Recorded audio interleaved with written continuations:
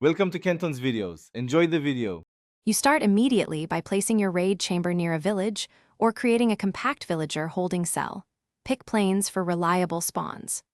Once done, move 10-15 villagers into secure pods with beds and workstations to keep their social status high.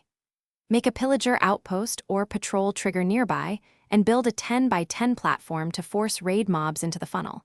This guarantees predictable spawn locations and prevents wandering, so the farm cycles consistently. Next, focus on tightly controlling mob movement so hits land where you want them.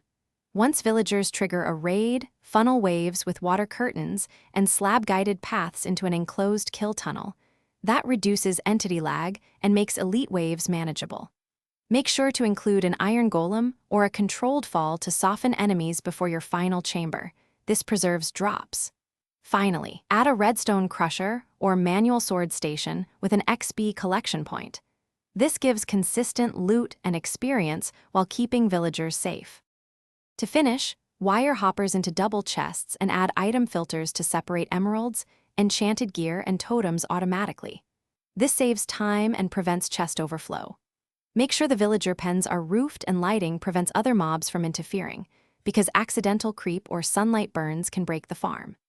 If raids fail, immediately check spawn proofing around your funnels, ensure villagers are in panic state, and confirm the pillager trigger is close enough. Correcting one of those typically restores consistent raid waves.